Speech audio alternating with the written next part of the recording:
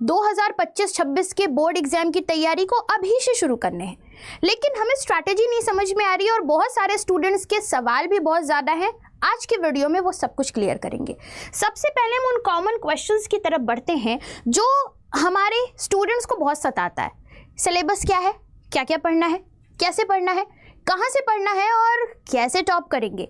तो सबसे पहली बात, ये आज के वीडियो में सब कुछ कवर अप कर दूंगी, 5 मिनट देना सिर्फ, ठीक है। तो सिलेबस क्या है, सबसे मेन प्रॉब्लम हमारे स्टूडेंट्स का है क्योंकि सिलेबस अपडेट होते रहते हैं। सिलेबस हमारा बायोलॉजी का जो होने वाला है वो इन 5 यूनिट में है, जिसके लिए मैंने एक सेपरेट वीडियो बना दी है जो आप देख सकते हो। ये हमारे 5 यूनिट है सिलेबस के लिए। अगर आपको और भी सिलेबस डिटेल चाहिए तो आप ऑफिशियल वेबसाइट पर जाकर सिलेबस डिटेल देख सकते हो। तो प्रजनन, अनुवांशिकी और विकास, जीव विज्ञान और मानव कल्याण, जैव प्रौद्योगिकी एवं इसके अनुप्रयोग, पारिस्थितिकी और पर्यावरण, कुल मिलाकर 13 चैप्टर हमें पढ़ने हैं इन 5 यूनिट में। तो सिलेबस क्या है इसका तो मैंने निवारण कर दिया आपके सामने सिलेबस ले आकर। अगली सबसे बड़ी दुविधा क्या है हमारे स्टूडेंट्स की, वो है भाई क्या क्या पढ़ना होगा।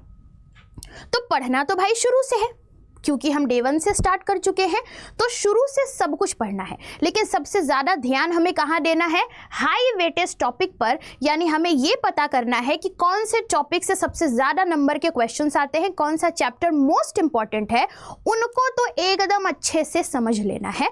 तो क्या क्या पढ़ना है, हाई वेटेज टॉपिक वाले चैप्टर्स नहीं छोड़ने हैं और पढ़ना सब कुछ है। एनसीईआरटी से पढ़ना है, सिलेबस मैंने आपको बता दिया। एंड अगेन गाइस, क्या क्या पढ़ना है ये तो समझ में आ गया, लेकिन ये जो पढ़ाई है उसको करेंगे कैसे।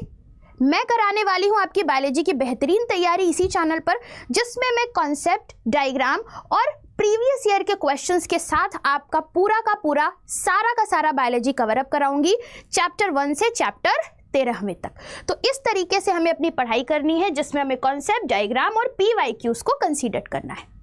कहाँ से पढ़ना है, स्कूल तो हर कोई जाता है और बहुत सारे बच्चे ये गलती करते हैं कि वो स्कूल ही नहीं जाते, कोचिंग में या ट्यूशन से ही पढ़ लेते हैं।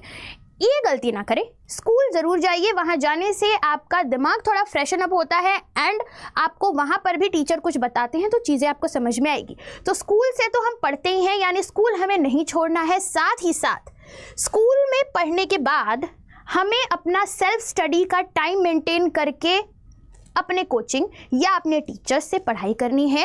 अगर मैं आपको सबसे बेस्ट बताऊं कि क्या कर सकते हैं, तो यूपी बोर्ड साइंस अड्डा 247 ये जो चैनल है जिस पे आप अभी ये वीडियो देख रहे हो, यहाँ पर आपको physics, chemistry, biology, maths, Hindi, English सारे ही साइंस के सिलेबस कंप्लीट कराए जाएंगे। तो आप हमारी लाइव क्लासेस में आकर के, अभी हमने एक नया बैच स्टार्ट किया है फ्री ऑन यूट्यूब, उस पर देख सकते हो, जिसमें हमने अब क्लासेस भी लेनी शुरू कर दी है। तो आप इस चैनल से अपनी बोर्ड लेवल की बेहतरीन तैयारी कर सकते हो, जैसा कि आपके सीनियर्स ने किया है जो इस साल पास आउट हो जाएंगे।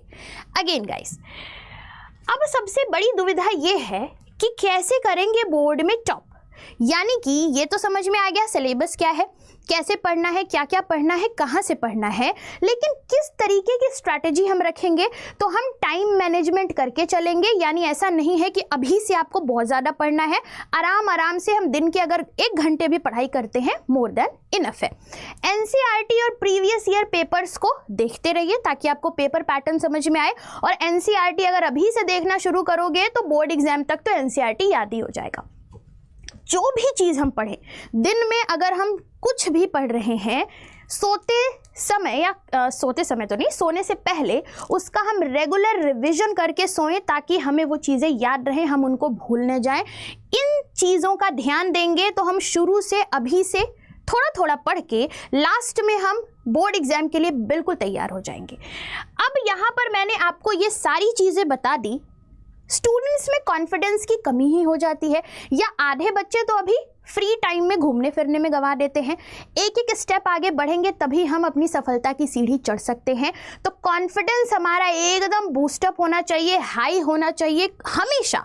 ऐसा नहीं है कि अभी कॉन्फिडेंस के बारे में सोच ही नहीं रहे हैं, लास्ट टाइम में गड़बड़ झाला हो जाता है।